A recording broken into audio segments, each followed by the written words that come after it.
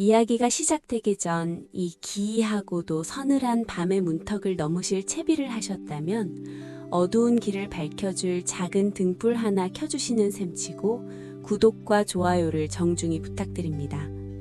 여러분이 남겨주신 온기 어린 손길과 응원은 첩첩산중 몰락한 기와집의 감도는 음산한 님기를 견뎌내고 다음 이야기로 나아갈 수 있는 든든한 힘이 될 것입니다. 자, 그럼 짙은 안개가 굽이치는 낡은 소슬대문 너머로 조심스레 걸음을 옮겨보겠습니다. 태백의 험준한 산세가 외부의 발길을 거칠게 밀어내는 깊은 골짜기, 해가 일찍 떨어져 볕조차 제대로 들지 않는 음지에는 언제 지어졌는지 가늠조차 하기 힘든 거대한 기와집 한 채가 엎드려 있다. 한때는 이 일대 십리 밖에서도 우러러 보았더는 명문가 김진사 댁의 본가다. 그러나 세월의 무상함과 가문의 비극적인 몰락은 그 장엄했던 위용을 잔인하게 뜯어먹었다. 기와장들은 이빨 빠진 노인의 입처럼 듬성듬성 깨져나갔고 붉은 빛을 자랑하던 기둥의 단청은 칠이 벗겨져 시커먼 속살을 흉물스럽게 드러내고 있었다. 마당에는 사람 허리춤까지 오는 잡초가 무성하여 바람이 불 때마다 스산한 소리를 내며 울었고 무너져 내린 담장 틈으로는 산짐승들마저 꺼리는 묘한 한기가 새어나왔다. 마을 사람들은 해가 등성이를 넘어가면 그 누구도 김진사 댁 근처로 얼씬하지 않았다. 산에서 나무를 하던 사내들도 기와집의 검은 지붕이 보일라 치면 황급히 발길을 돌렸고 안악들은 우물가에 모여 목소리를 낮춘 채 그곳에 얽힌 소문들을 수근거렸다. 그것은 단순한 폐가에 대한 두려움이 아니었다. 완전히 숨이 끊어진 듯한 그 적막한 폐가에는 밤이 이슥해질 무렵이면 어김없이 살아있는 자의 기척이 피어올랐기 때문이다. 하늘의 이치는 둥글고 땅의 이치는 모나니 칠흑 같은 어둠 속 뼈를 에이는 듯한 산바람을 뚫고 낭낭한 글 읽는 소리가 흘러나왔다. 떨림 하나 없이 곧고 청아한 음색이었다. 굶주림과 추위에 지친 자의 목소리라고는 믿을 수 없을 만큼 꼿꼿하고 때로는 섬뜩할 정도로 처절한 기운마저 서려있는 그 소리의 주인이 바로 몰락한 가문의 마지막 필줄, 젊은 선비 인서였다. 사랑방의 창호지 너머로 일렁이는 희미한 호롱불 빛은 파리하다 못해 푸른 기운마저 돌았다. 방 안의 냉기는 바깥의 겨울바람보다 더 지독했다. 아궁이에 불을 지피지 못한 지 며칠은 좋게 지난 듯 방바닥은 얼음장처럼 차가웠고 벽에 갈라진 틈새로는 쉴 새 없이 황속바람이 들이쳤다. 그러나 인서는 미동조차 하지 않았다.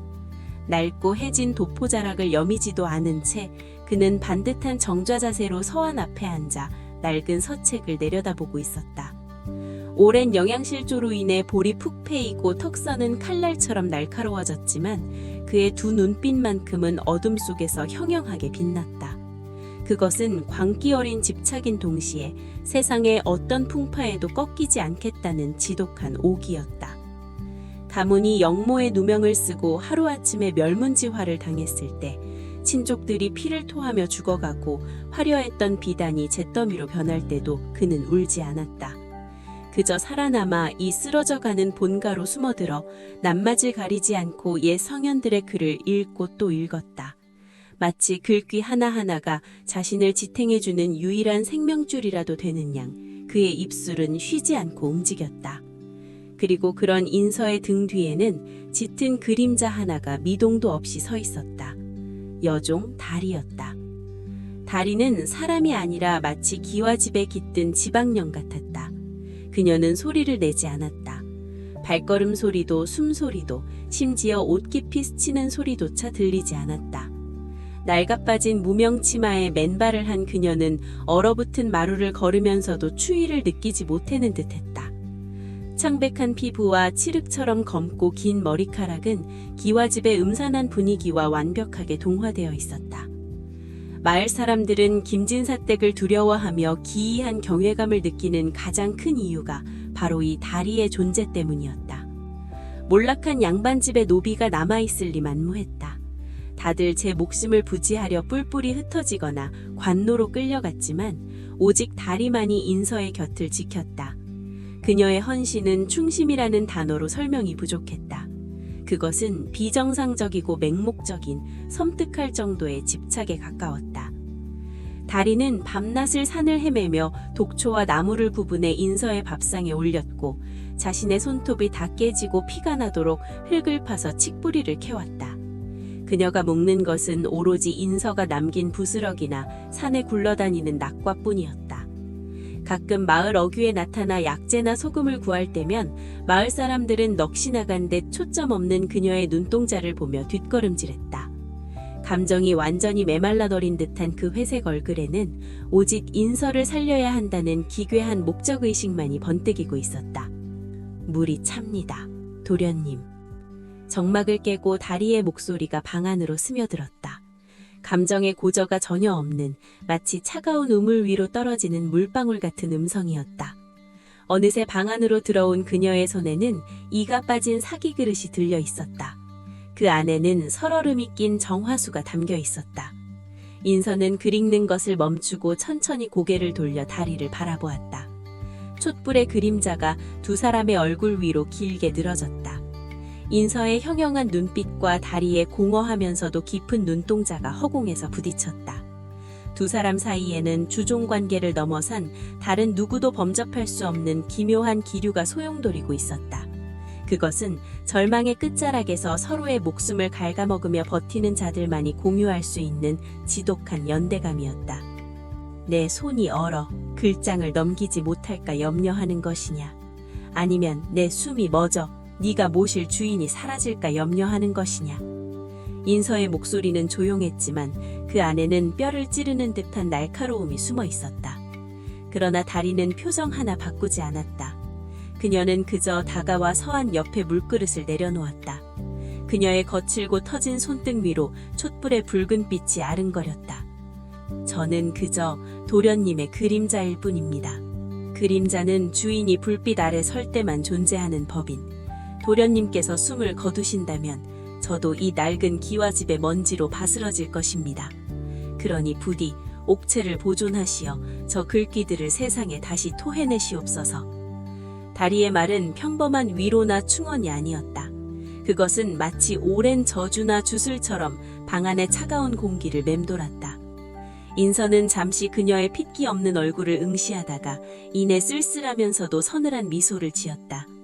그는 얼음장 같은 정화수를 단숨에 들이켰다.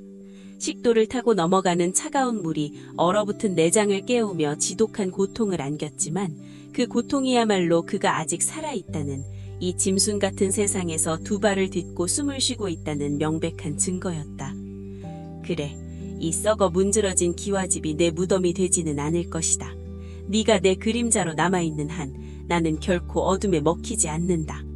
인서가 다시 서책으로 시선을 돌리자 다리는 소리 없이 물러나 다시 문가의 그림자처럼 서 있었다.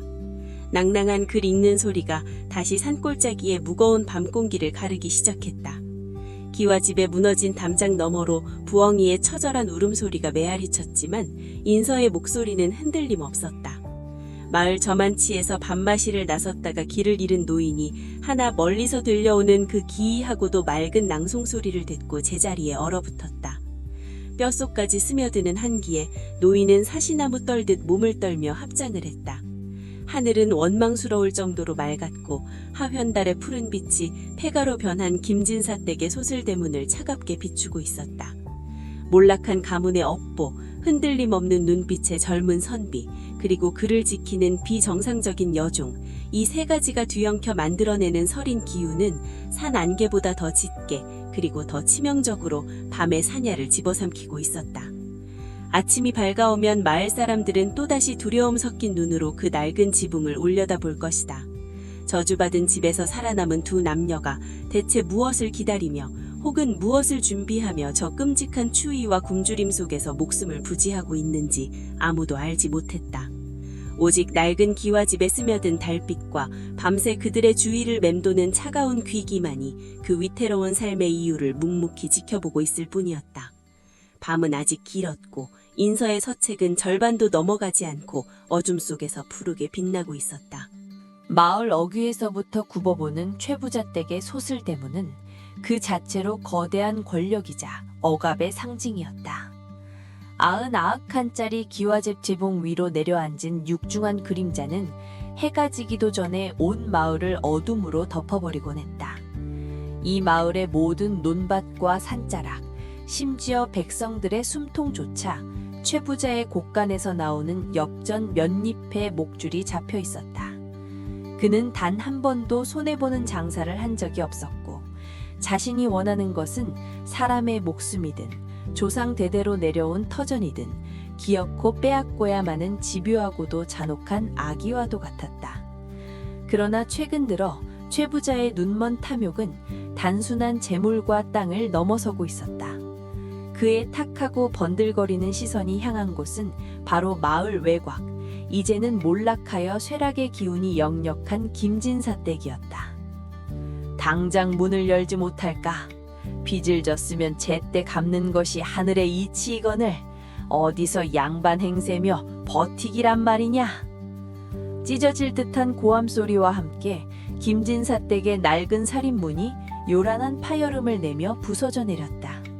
몽둥이와 쇠스랑을 든 십수명의 장정들이 거친 흙발로 마당을 짓밟으며 들이닥쳤다. 최부자가 풀어놓은 사냥개들이었다. 그들은 곳간을 뒤지고 장독대를 박살내며 온 집안을 쑥대밭으로 만들었다. 놀란 하인들이 비명을 지르며 물러섰고 마루에는 오랫동안 병석에 누워있던 김진사가 창백한 얼굴로 겨우 몸을 지탱한 채 서 있었다. 그의 등 뒤로는 낡았지만 기품을 잃지 않은 김씨 가문의 사당이 보였다. 장정들의 우두머리인 억센 흉터의 사내가 코웃음을 치며 김진사 앞으로 나섰다. 그가 내민 것은 붉은 지장이 수없이 찍힌 차용증이었다. 원금보다 몇 배나 불어난 이자는 애초에 갚는 것이 불가능하도록 치밀하게 조작된 올감이 그 자체였다. 최부자 어르신의 명이다. 당장 빚을 갚지 못하겠거든 집문서와 전답은 물론이고 너희 가문이 꽁꽁 숨겨두고 있다는 그 물건과 저 계집을 내놓아라. 사내의 삿대질이 향한 곳에는 낡은 기둥 뒤에 위태롭게 서 있는 소녀 다리가 있었다. 빚 독촉이라는 명분은 그저 거칠애일 뿐 최부자의 진짜 목적이 무엇인지 여실히 드러나는 순간이었다. 최부자가 노리는 것은 쌀가만이나 은전이 아니었다. 그는 김진사 댁에 대대로 전해져 내려오는 가문의 비서와 그 가문과 묘하게 얽혀있는 소녀 다리를 집요하게 원하고 있었다. 장정들은 마치 처음부터 재물에는 관심이 없었다는 듯 김진사의 만류에도 불구하고 곱장 서재와 안채를 향해 돌진했다. 바닥의 장판을 뜯어내고 서안을 뒤엎으며 그들은 미친 듯이 낡은 서책 하나를 찾기 위해 혈안이 되어 있었다. 그 시각 자신의 화려한 사랑채에서 최고급 향을 피워놓고 비단방석에 앉아있던 최부자는 길게 곰방대를 빨아들이며 기괴한 미소를 짓고 있었다. 그의 머릿속은 온통 김진사 댁을 향한 시커먼 야욕으로 들끓고 있었다. 마을 사람들은 그가 그저 김진사의 알량한 자존심을 꺾고 마지막 남은 명예마저 짓밟기 위해 빚을 빌미로 행패를 부린다고 생각했다. 하지만 진실은 훨씬 더 깊고 소름 끼치는 곳에 뿌리를 두고 있었다. 최부자의 가슴 속에는 수십 년, 아니 선대에서부터 켜켜이 쌓여온 김씨 가문을 향한 원한이 도사리고 있었다. 과거 최부자의 조상은 김씨 가문의 노비였다. 비가 욱수같이 쏟아지던 어느 밤, 억울한 누명을 쓰고 가문에서 쫓겨나며 피눈물을 흘려야 했던 최부자의 조부는 김씨 가문을 향해 끔찍한 저주를 퍼부었었다. 세월이 흘러 신분제도가 흔들리고 재물이 곧 권력이 되는 세상이 오자 최부자는 수단과 방법을 가리지 않고 부를 축적했다. 그리고 아주 오랜 시간에 걸쳐 거미가 먹이를 향해 거미줄을 치듯 서서히 김진사 가문을 올가쥐어왔다. 가뭄이 들었을 때 교묘하게 물길을 막아 농사를 망치게 한 것도 모두 최부자의 짓이었다. 이 모든 것은 단숨에 숨통을 끊는 대신 서서히 피를 말라 죽이려는 그의 악랄한 복수극의 일부였다. 하지만 단순한 복수로는 최부자의 갈증이 채워지지 않았다. 그가 진정으로 탐내는 것은 김진사 댁이 몰락의 길을 걸으면서도 끝끝내 지키려 했던 가문의 비서였다. 그 비서에는 천기를 읽고 땅의 기운을 다루는 비술은 물론 과거 이 땅에 존재했던 어떤 신비로운 존재들에 대한 기록이 담겨 있다고 전해졌다. 최 부자는 그 책만 손에 넣으면 자신이 가진 재물을 넘어 이 나라의 권력조차 쥐고 흔들 수 있을 것이라 맹신했다. 그리고 그 비서의 봉인을 풀 수 있는 유일한 열쇠가 바로 달이라는 사실을 최 부자는 알아채고 말았다. 달이는 김진사의 친핏줄이 아니었다. 10년 전 피투성이가 된 신원 미상의 여인이 강보에 쌓인 아기를 안고 김진사 댁을 문을 두드린 후 숨을 거두어 김진사는 그 아기를 거두어 달이라 이름 짓고 친딸처럼 숨겨 키워왔다. 마을 사람들은 그저 불쌍한 업둥이라 여겼지만 달이의 출생에는 기이한 미스터리가 얽혀 있었다. 달이 붉게 물드는 밤이면 달이의 눈동자는 기묘한 은빛으로 빛났고 그녀가 곁에 있을 때면 죽어가던 화초가 살아나거나 사나운 들짐승이 온순해지는 등 기이한 일들이 벌어지곤 했다. 비서에 기록된 저주받은 그러나 가장 고귀한 피를 이은 자가 바로 달이임이 틀림없었다. 김진사 댁 마당에서는 여전히 참혹한 폭력이 자행되고 있었다. 장정 하나가 결국 서재 깊숙한 곳 이중으로 덮대어진 격장 속에서 검은 비단으로 쌓인 낡은 괴짝을 발견하고 환호성을 질렀다. 동시에 다른 장정들이 다리의 양팔을 거칠게 낚아챘다. 다리가 가녀린 봄부림을 치며 저항했지만 굶주림과 두려움에 지친 소녀의 힘으로는 억센 사내들의 완력을 당해낼 수 없었다. 안 된다! 그 아이만은 건드려서는 안 된다! 그것은 인간이 감당할 수 없는 업보야! 피를 토하듯 절규하는 김진사의 목소리가 처절하게 울려 퍼졌지만 장정들은 비웃으며 그를 바닥으로 내던졌다. 괴짝과 다리를 빼앗은 그들은 썰물 빠지듯 난장판이 된 저택을 빠져나갔다. 찢어진 문풍지 사이로 스며드는 차가운 밤바람이 핏자국이 얼룩진 마당을 맴돌았다. 다리가 끌려가며 남긴 서늘하도록 차분하고 기묘하게 번뜩이던 마지막 눈빛은 김진사의 가슴에 불길한 파문을 남겼다. 최 부자의 검은 야욕이 마침내 오랜 시간 숨겨져 있던 빚의 굴레를 빌어 그 흉악한 이빨을 드러내는 밤이었다. 하지만 그가 억지로 열어젖힌 것은 단순한 몰락한 양반가의 비밀이 아니었다. 그것은 절대 세상 밖으로 나와서는 안 될 다리의 피 속에 잠들어 있던 거대하고도 치명적인 진실의 문이었다.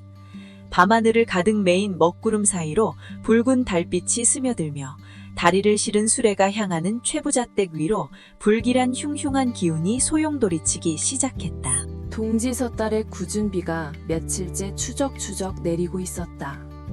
뼛속까지 스며드는 냉기를 품은 겨울비는 얼어붙은 대지를 녹이기는커녕 세상의 모든 온기를 앗아가려는 듯 음습하고 집요하게 쏟아졌다. 회색빛 하늘은 낮게 가라앉아 금방이라도 무너져 내릴 것만 같았고 마을을 감싼 앙상한 겨울나무들은 비바람이 불 때마다 귀신처럼 귀괴한 울음소리를 토해냈다. 진흙탕으로 변해버린 골목길에는 사람의 인정마저 끊긴 지 오래였으나 마을 어귀에 자리한 낡은 우물가만큼은 예외였다. 물을 기르러 나온 혹은 빨랫감을 든 동네 아낙들이 처마 밑으로 몸을 피한 채 수근거리는 소리가 빗소리 사이로 은밀하게 섞여들고 있었다. 그들의 입을 오르내리는 것은 단연 고개마루 위 한때 나는 새도 떨어뜨린다던 최참판댁의 몰락에 관한 이야기였다. 안악들의 목소리에는 명문가의 추락을 지켜보는 서늘한 호기심과 밑바닥 삶을 살아가는 자신들과 다를 바 없는 처지가 되어버린 양반들에 대한 기묘한 안도감이 뒤섞여 있었다. 그리고 그 흉흉한 소문의 한가운데에는 달이라는 이름이 자리하고 있었다.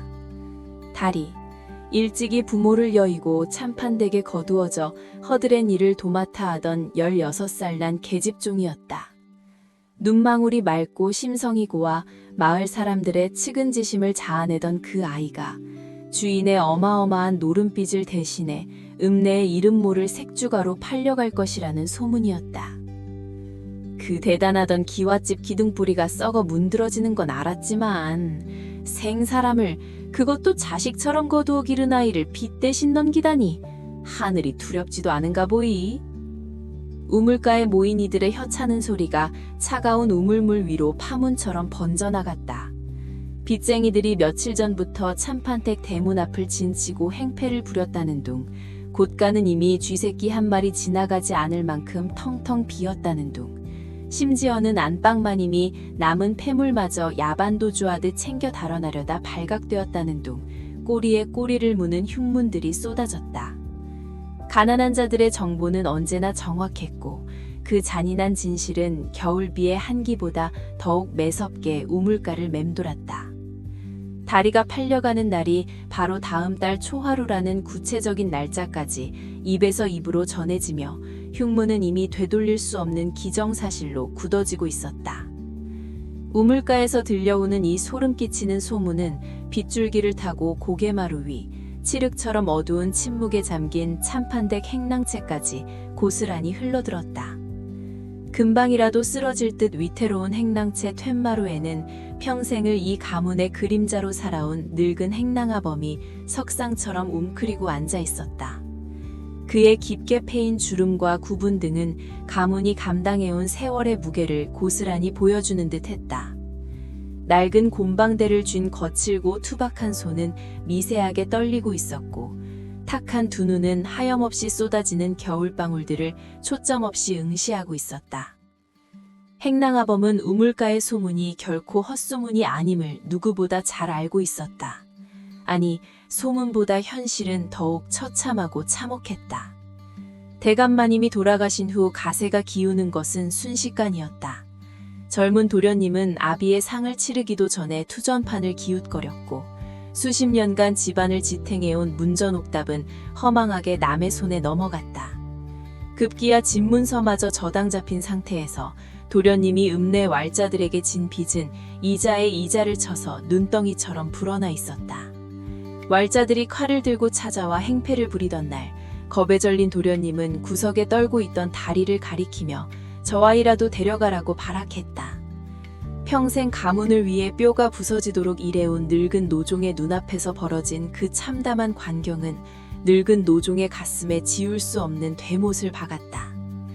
그러나 행랑아범의 입에서 새어나오는 깊고 무거운 탄식은 단순히 가세가 기울고 죄 없는 아이가 팔려가는 비극적인 현실만을 향한 것이 아니었다. 그의 등줄기를 타고 흐르는 식은땀과 밤마다 그를 옥죄해오는 끔찍한 공포의 근원은 돈 문제 따위가 아니었다. 늙은 노종은 직감하고 있었다. 지금 이 가문을 덮치는 멸문지화의 먹구름이 결코 도련님의 방탕함이나 불운 때문만이 아니라는 것을. 그것은 아주 오래전 가문의 번영이라는 미명 아래 자행되었던 끔찍한 죄악이 마침내 피비린내 청구서를 내밀고 있는 것이었다. 자정이 가까워지자 비는 진눈깨비로 변해 허공을 어지럽게 날아다니기 시작했다. 집안의 모든 불빛이 꺼지고 죽음 같은 정적이 내려앉은 시각, 행랑아범은 무거운 몸을 이끌고 자리에서 일어났다. 그의 손에는 이가 빠진 낡은 사기 그릇이 하나 들려 있었다. 뼛속을 파고드는 매서운 추위 속에서도 그는 신발을 신는 것조차 잊은 채 버선발로 진흙탕을 밟으며 뒤뜰 후미진 곳으로 향했다. 그곳에는 오래전 말라부터 아무도 찾지 않는 폐 우물이 입을 벌리고 있었다. 행랑아범은 떨리는 손으로 품속에서 깨끗한 명주 수건을 꺼내 사기 그릇을 정성스럽게 닦아냈다. 그리고 살얼음이 낀 차가운 물을 길어 그릇에 조심스럽게 담았다. 정화수였다. 그는 폐 우물 옆 비바람을 간신히 피할 수 있는 늙은 팽나무 아래에 정화수를 내려놓고는 질적하는 진흙바닥에 털썩 무릎을 꿇었다. 날카로운 진눈깨비가 그의 하얗게 센 머리칼과 얇은 적삼을 사정없이 때렸지만 그는 추위조차 느끼지 못하는 사람처럼 두 손을 강하게 부여잡고 비비기 시작했다. 비나이다! 비나이다! 이 미천한 늙은이가 비나이다!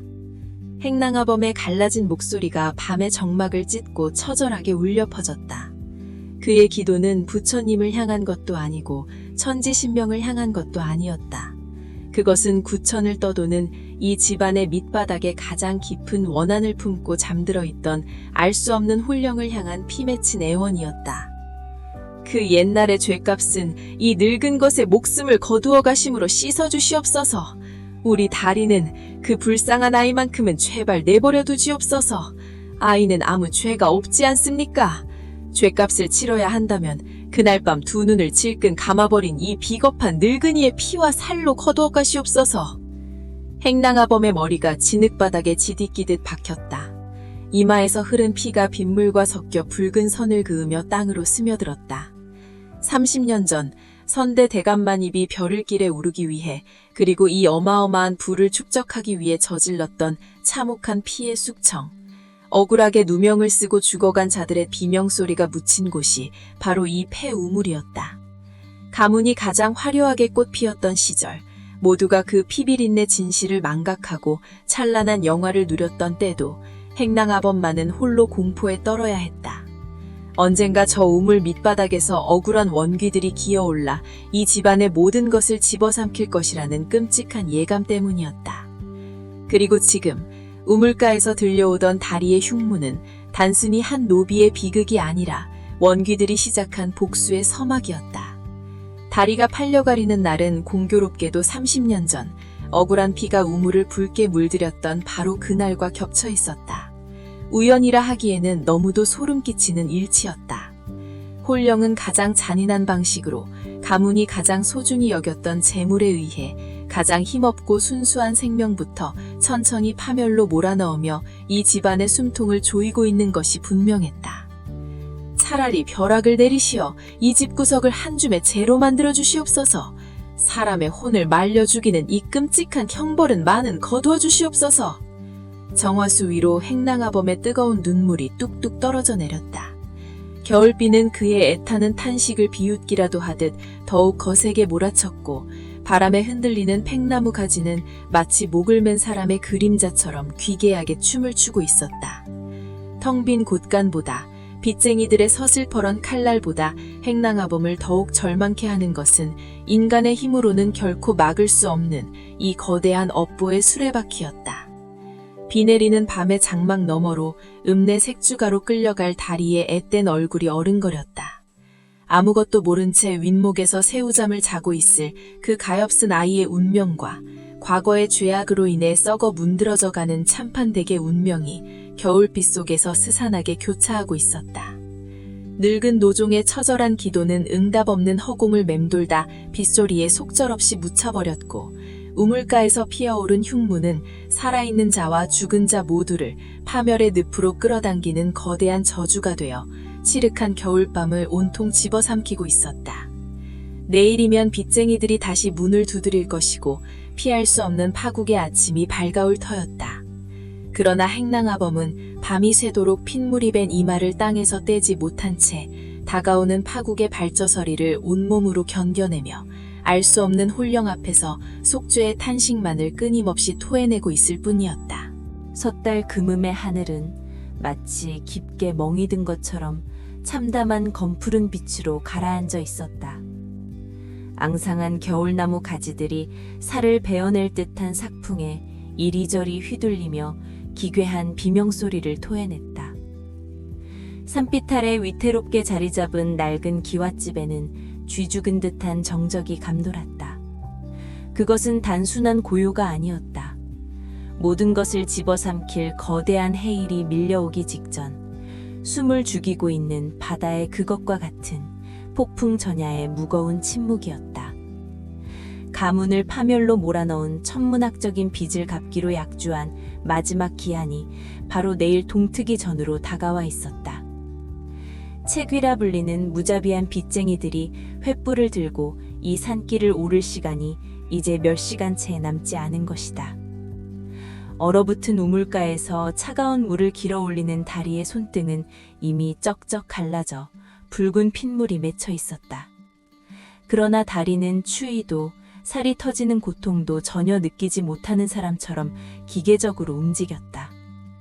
그녀의 머릿속에는 오직 단 하나의 생각만이 날카로운 비수처럼 꽂혀 있었다.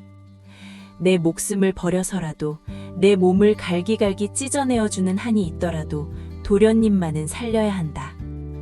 다리는 지난밤 읍내의 늙은 왈패에게 몰래 찾아가 자신의 몸을 청나라 노예상에게 파는 대가로 받은 은화 주머니를 치마폭 깊숙한 곳에 품고 있었다.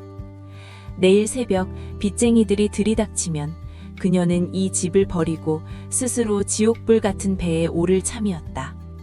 그것이 몰락한 가문의 마지막 핏줄이자 자신의 온 우주나 다름없는 인서를 살릴 유일한 길이라 굳게 믿었기 때문이다. 부엌으로 돌아온 다리는 아궁이에 불을 지폈다. 매운 연기가 훅 끼쳐오르자 참았던 눈물이 왈칵 쏟아졌다. 밤새 숨죽여 우느라 이미 퉁퉁 부어오른 눈가에서 뜨거운 눈물이 흘러내려 잿바닥 위로 후둑후둑 떨어졌다. 다리는 소매 끝으로 거칠게 눈물을 훔쳐내며 품에서 종이에 겹겹이 싼 귀한 생선 한 마리를 꺼냈다. 그녀가 자신의 머리카락을 잘라 팔아 읍내 장터에서 구해온 인서가 평소 가장 좋아하던 조기였다. 다리는 부싯돌을 쳐서 간신히 불씨를 살려내고는 석쇠 위에 조기를 조심스럽게 올렸다. 지글거리는 소리와 함께 고소한 냄새가 차가운 부엌 공기를 채우기 시작했다. 다리는 생선이 조금이라도 탈까봐 불길을 조절하며 이것이 자신이 도련님께 올리는 생애 마지막 밥상이 될 것이라는 사실에 입술을 꽉 깨물었다. 혀끝에서 비릿한 피맛이 감돌았지만 그녀는 무너져 내리는 억장을 간신히 다잡으며 정성스레 밥을 푸고 생선을 발라 소반 위에 올렸다. 낡은 창호지 문 너머로 희미한 호롱불빛이 흔들리고 있었다. 다리는 문 앞에 서서 크게 심호흡을 한 뒤 애써 목소리를 가다듬고 떨리는 손으로 문을 열었다. 도련님, 진지 드실 시간입니다. 방 안은 바깥과 다를 바 없이 냉기가 흐르고 있었다. 해진 두루마기를 어깨에 걸친 채 미동도 없이 앉아있던 인서가 천천히 고개를 돌렸다. 핏기 없는 창백한 얼굴 위로 깊은 피로와 고뇌의 그림자가 짙게 그리워져 있었다. 인서의 시선이 소반 위에 놓인 하얀 쌀밥과 노릇하게 구워진 생선, 그리고 그것을 들고 있는 다리의 얼굴로 향했다. 찰나의 순간이었지만 인서의 눈동자가 미세하게 흔들렸다. 매운 연기 때문이라고 변명하기엔 다리의 눈은 너무도 처참하게 부어올라 있었다. 피가 맺힌 손등, 파르르 떨리는 입술까지. 인서는 단번에 직감했다. 이 바보 같은 아이가 자신을 대신해 어떤 파멸의 구렁텅이로 뛰어들 작정이라는 것을. 가문의 빚을 갚기 위해 여종들이 어떤 끔찍한 일을 당하는지, 읍내의 소문이 어떻게 돌아가는지 인서가 모를 리 없었다. 인서는 아무 말 없이 소반을 끌어당겼다. 수저를 드는 그의 손이 보이지 않게 경련했다. 따뜻한 김이 오르는 밥을 한 숟갈 떠서 입에 넣었지만 아무런 맛도 느껴지지 않았다. 밥알은 마치 거친 모래알처럼 서걱거리며 입안을 맴돌았고 목구멍으로 넘길 때마다 날카로운 유리 조각을 삼키는 듯한 통증이 식도를 타고 내렸다. 다리가 정성스레 발라놓은 하얀 생선깔은 그녀의 살점 같았고 생선의 붉은 양념은 그녀가 흘린 피눈물처럼 보였다. 인서는 고개를 숙인 채 천천히, 아주 천천히 음식을 찝었다. 내가 무슨 자격으로 이 밥을 먹는단 말인가. 인서의 가슴 속에서 시커먼 자조와 맹렬한 분노가 소용돌이쳤다. 조부의 끝없는 탐욕과 부친의 무능이 만들어낸 거대한 빚의 산.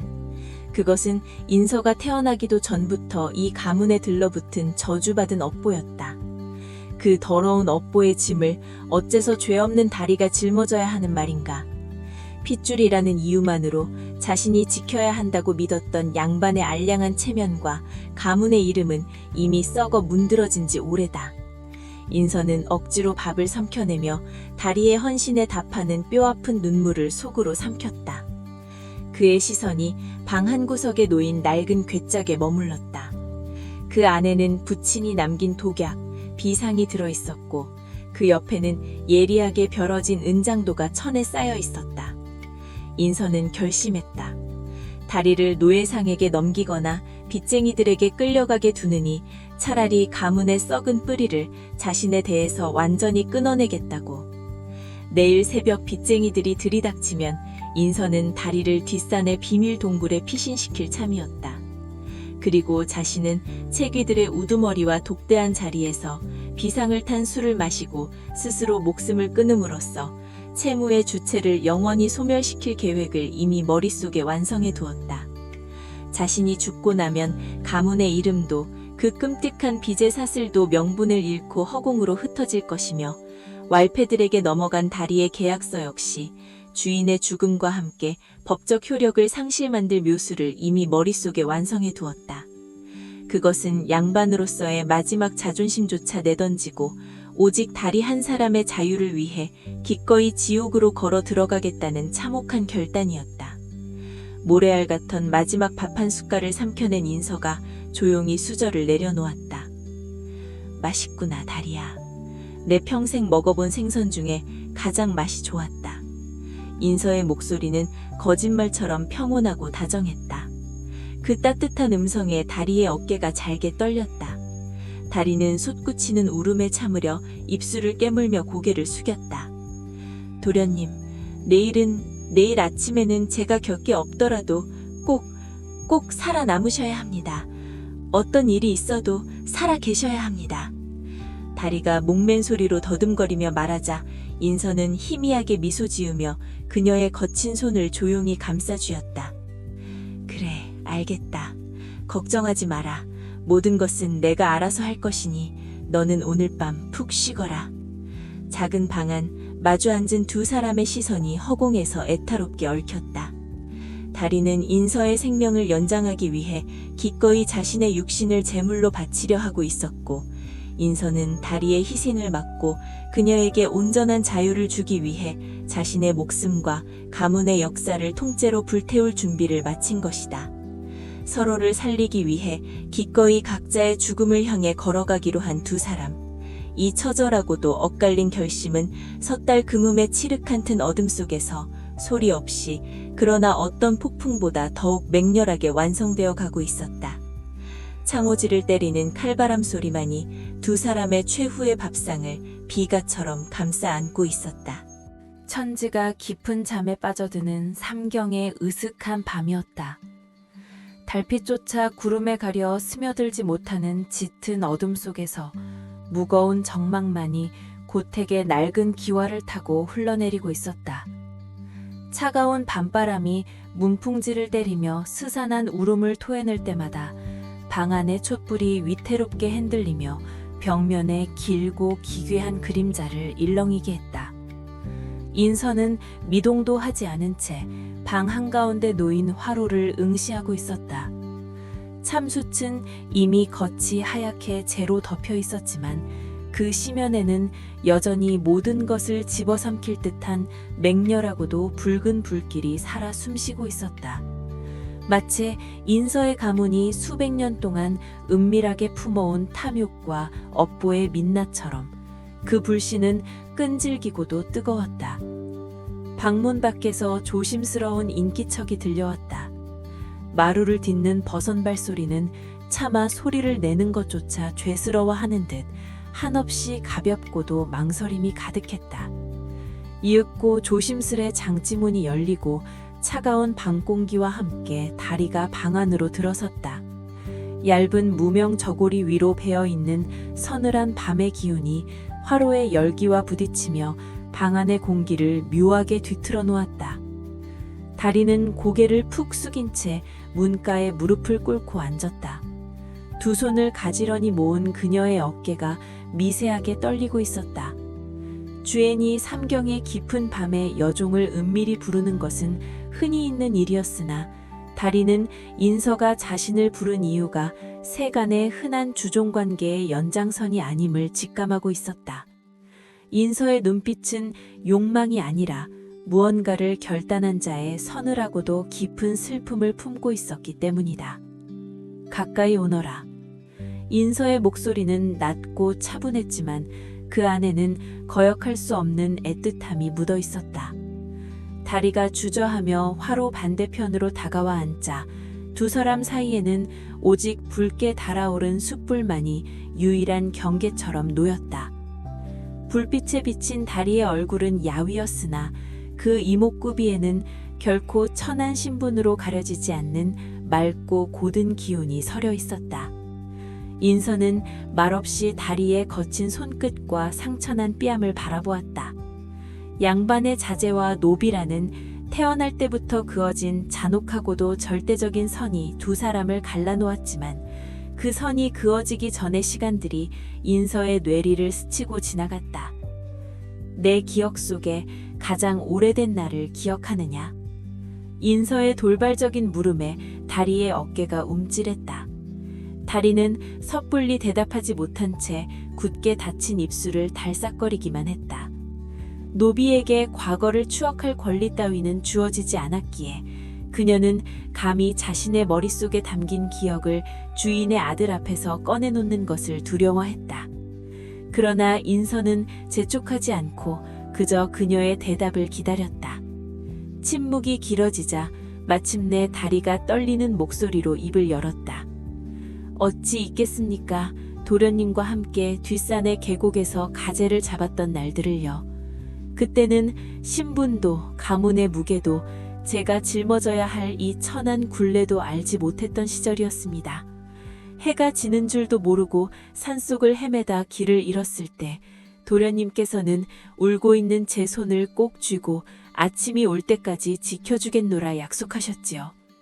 다리의 목소리가 젖어들어갔다. 묻어두려 했던 기억의 봉인이 풀리자 그 시절의 순수했던 감정들이 속절없이 밀려왔다.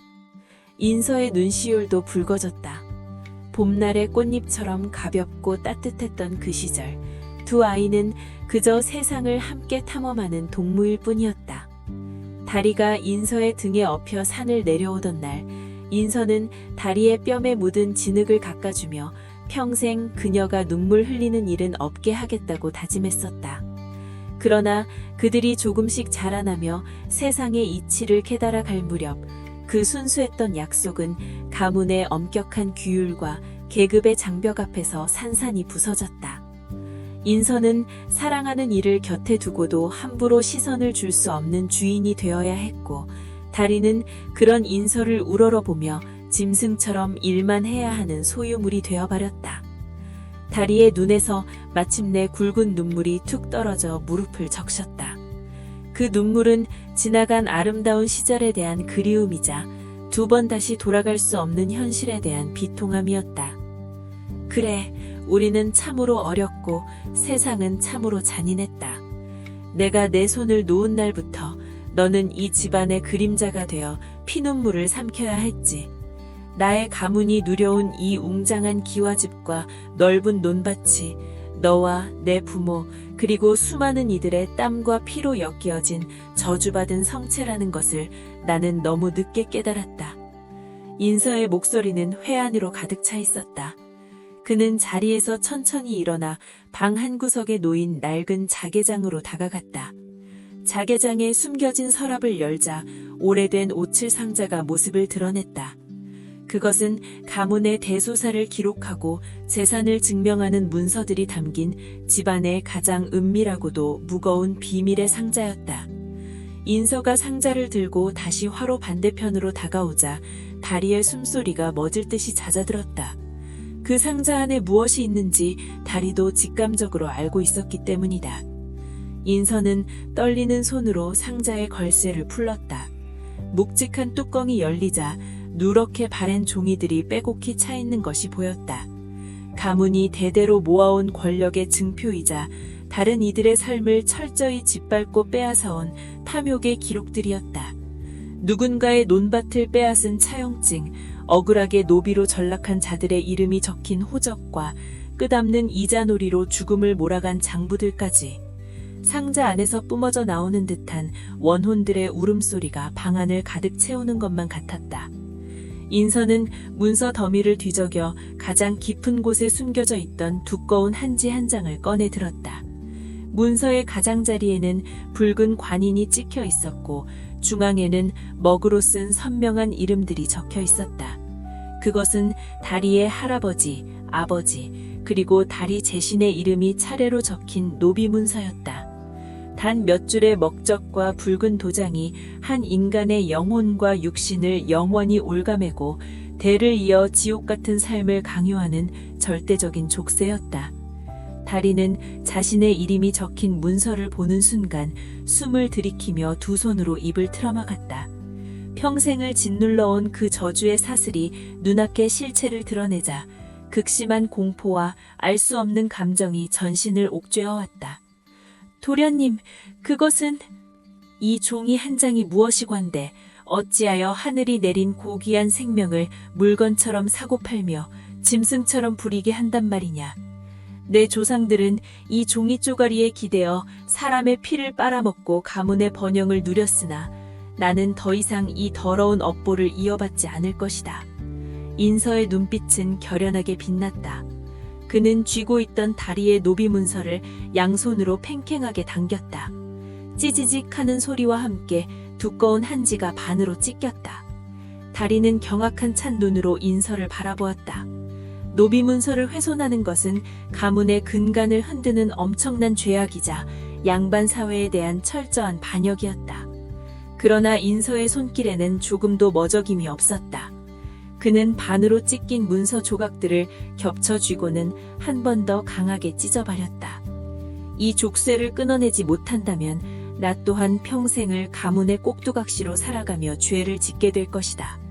너를 묶고 있던 이 사슬은 너만의 것이 아니었다. 그것은 나를 인간답지 못하게 만든 나 자신의 속박이기도 했다. 인서가 찢어진 노비문서 조각들을 화로 위로 뻗었다. 붉게 타오르던 숯불이 마치 때를 기다렸다는 듯 일순간 뜨거운 열기를 뿜어내며 허공을 향해서 손짓하는 듯했다. 다리는 울음을 터뜨리며 바닥에 엎드렸다. 그 문서가 불타버리면 자신은 어떻게 되는 것인지, 인서는 가문의 분노를 어찌 감당할 것인지 두려웠으나 그것보다 더 큰 감격과 해방감이 그녀의 가슴을 세차게 때렸다. 가거라. 이 불길이 사그라지고 나면 너는 더 이상 이 집안의 노비가 아니다. 온전한 너의 이름으로 내가 가고 싶은 곳으로 발걸음을 옮겨라. 그것이 내가 내게 진 빚을 갚고 내 가문에 씻을 수 없는 죄를 조금이나마 덜어내는 유일한 길이다. 인서의 손에서 벗어난 종이 조각들이 팔랑거리며 화로 속으로 떨어져 내렸다. 종이가 뜨거운 참숯에 닿는 순간 순식간에 불꽃이 타오르며 붉은 혓바닥이 문서를 집어삼켰다. 화레르 크는 파열음과 함께 다리의 이름을 올가매고 있던 먹물 자국이 까맣게 타들어가며 재로 변하기 시작했다. 불길은 종이를 갉아먹으며 비틀어 놓고 이내 푸른 연기를 피워 올리며 수백 년을 이어온 원한과 속박을 허공으로 날려보냈다. 노비문서가 불타오르는 그 짧은 순간 방 안은 대낮처럼 환하게 밝아졌다. 그 빛은 문서가 타들어가는 물리적인 불빛을 넘어 한 인간이 짊어졌던 운명의 사슬이 마침내 끊어지고 해방되는 숭고한 섬광과도 같았다. 문서가 완전히 재가 되어 숯불 위로 바스러질 때까지 두 사람은 아무 말 없이 화로만 응시했다. 종이가 타면서 뿜어낸 독한 연기가 코끝을 찔렀지만 이상하게도 가슴속을 무겁게 짓눌러던 체증은 봄눈 녹듯 사라지고 없었다. 다리는 바닥에 얼굴을 묻은 채 소리내어 오열했다. 그것은 서름의 눈물이 아니라 새롭게 태어난 생명이 터뜨리는 첫 울음과 같았다.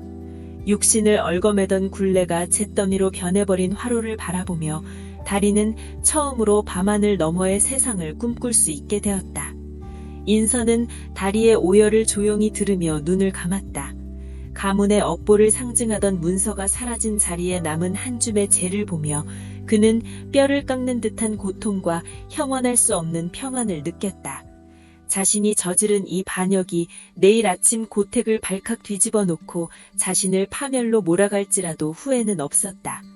화로 속의 불길이 점차 사그라지며 붉은 빛이 잦아드는 무렵 깊은 밤을 지배하던 어둠도 조금씩 옅어지기 시작했다. 창호지 너머로 희미하게 밝아오는 푸른 새벽빛이 스며들어오고 있었다. 화로 속에서 붉은 혀를 날름거리는 불길은 탐욕스럽게 종잇장을 핥아 삼키고 있었다. 수십 년, 아니 어쩌면 그보다 더 오랜 세월 동안 한 인간의 숨통을 옥죄고 영혼의 밑바닥까지 갉아먹었던 낡고 누런 장지 문서가 매캐한 연기를 피워올리며 검게 바스러져 갔다.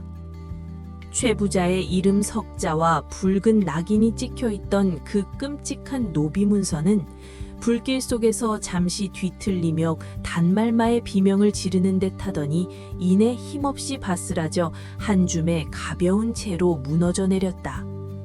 그것은 한 생애를 가두었던 거대한 감옥치고는 너무도 허망하고 초라한 최후였다. 그 불길 앞에서 다리는 그대로 무릎이 꺾이고 말았다. 얼어붙은 흙바닥 위로 주저앉은 그녀의 입에서 짐승의 울음소리 같은 거친 통곡이 터져나왔다. 아! 아! 그 소리는 단순한 슬픔이 아니었다. 뼈에 사무치도록 억눌려왔던 지난날의 한, 인간이 돼 인간으로 취급받지 못하고 소나 말처럼 길러지며 팔려가야만 했던 자신의 어머니, 그리고 그 어머니의 어머니가 흘렸던 수많은 피눈물이 한꺼번에 터져나오는 영혼의 파열음이었다. 다리에 거친 두 손이 바닥을 긁으며 오열했다. 불길의 열기가 얼굴을 뜨겁게 달구었지만 그녀의 두 뺨을 타고 흘러내리는 눈물은 그 어떤 불꽃보다도 뜨겁고 처절했다. 태어날 때부터 이마에 보이지 않는 낙인처럼 찍혀있던 노비라는 두 글자가 저 잿더미와 함께 영원히 사라졌다는 사실이 다리는 도무지 믿기지 않았다. 족쇄가 풀린 죄수가 처음으로 제 발걸음의 가벼움에 공포를 느끼듯 다리는 이 낯선 해방감 앞에서 몸을 가누지 못하고 바닥에 엎드려 목 놓아 울었다. 그런 다리의 곁에서 인선은 말없이 화로 속을 응시하고 있었다. 그의 얼굴에는 다리와 같은 처절한 오열 대신 기나긴 겨울밤이 지나고 마침내 맞이하는 아침 햇살 같은 평온한 미소가 서서히 번져가고 있었다. 인서에게도 저 문서가 타들어가는 광경은 구원이었다. 비록 그는 다리처럼 문서에 이름이 적힌 노비는 아니었으나 최부자라는 거대한 탐욕의 화신과 그 가문이 만들어낸 낡고 역겨운 굴레에 묶여 숨죽여 살아온 또 다른 결박자였다. 사람의 피와 땀을 쥐어짜내어 쌓아오닌 기와집의 추악한 부력, 양반과 상놈, 주인과 노비라는 기만적인 질서가 만들어낸 참혹한 비극 속에서 인서의 영혼 역시 서서히 질식해가고 있었던 것이다. 그는 타들어가는 노비 문서를 보며 자신의 어깨를 짓누르고 있던 가문의 피 묻은 유산과 허울뿐인 명예가 함께 잿더미로 변하는 것을 느꼈다. 핏줄이라는 이름으로 대물림되던 최부자의 탐욕스러운 시선, 사람의 목숨보다 재물을 우위에 두던 그 잔혹한 가르침들이 저 불길 속에서 흔적도 없이 소멸하고 있었다. 비로소 인선은 온전한 자신으로 숨을 쉴 수 있었다. 그의 입가에 맺힌 미소는 거짓된 세상을 향해 던지는 통쾌한 작별 인사였으며 동시에 자신의 두 발로 걸어나갈 새로운 삶을 향한 벅찬 환희였다. 인선은 조용히 몸을 굽혀 흙바닥에 엎드려 흐느끼는 다리의 좁은 어깨를 감싸 쥐었다. 거칠고 투박한 그녀의 옷자락 너머로 전해지는 떨림이 그의 손끝을 타고 가슴 깊은 곳까지 스며들었다. 인서의 온기에 다리가 천천히 고개를 들었다. 눈물로 엉망이 된 다리의 얼굴을 마주보며 인서는 옅지만 단단한 목소리로 말했다. 이제 끝났다, 다리야. 우리의 끔찍했던 어제는 모두 저 잿더미 속에 묻혔어. 그의 말에 다리는 멍한 눈으로 화로를 바라보았다. 마지막 불꽃마저 사그라지고 검고 붉은 기운만 남은 채가 겨울바람에 이리저리 흐틀날이고 있었다. 그것은 정말로 끝이었다. 그녀를 얽매이던 세상이 완전히 재가 되어버린 것이다. 다리의 입 사이로 깊은 안도의 숨이 새어나왔다. 눈물 범벅인 그녀의 얼굴에도 마침내 믿기지 않는 기적을 맞이한 자의 희미한 미소가 피어오르기 시작했다. 두 사람은 천천히 몸을 일으켰다. 등 뒤로 우뚝 솟아인 최부자의 기와집은 칠흑 같은 어둠 속에서 거대한 괴물처럼 웅크리고 있었다. 한때는 감히 쳐다볼 수도 없을 만큼 위압적이고 무서웠던 저 높다란 지붕과 두꺼운 기둥들이 이제 두 사람의 눈에는 그저 죽은 나무와 차가운 흙덩이를 엉성하게 기워놓은 텅 빈 무덤처럼 보였을 뿐이다. 가옥이 품고 있던 탐욕의 영혼은 이미 방금 전의 불길과 함께 영원히 빠져나가 버린 것이다.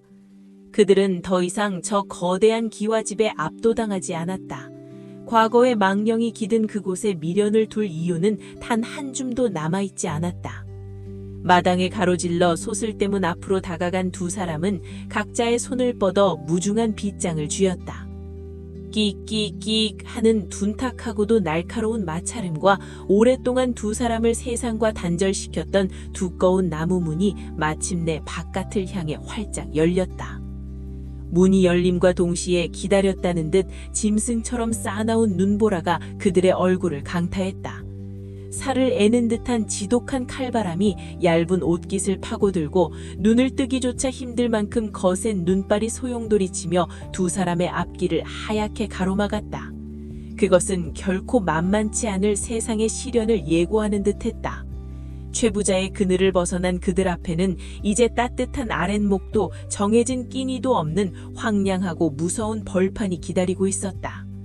어디로 가야 할지, 당장 내일은 어떻게 살아남아야 할지 아무것도 정해진 것이 없는 그야말로 철저한 무의 상태였다. 하지만 다리와 인선은 주춤거리지 않았다. 오히려 그 차갑고 매서운 눈보라가 그들의 폐부 깊숙이 밀려 들어오자 두 사람은 비로소 살아 숨쉬고 있다는 강렬한 생동감을 느꼈다. 뺨을 때리는 차가운 눈송이 하나하나가 오히려 그들의 영혼을 맑게 씻어내주는 정화의 의식처럼 느껴졌다. 인서가 먼저 눈 쌓인 문 밖으로 한 발을 내디뎠고 다리 역시 망설임 없이 그 뒤를 따랐다.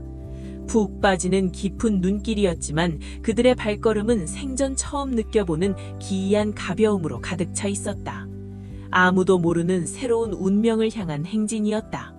뒤를 돌아보지 않는 두 사람의 등 뒤로 열어져 낀 대문 틈새로 새어나온 눈바람이 화로 안에 남은 재를 완전히 공중으로 흩어버렸다.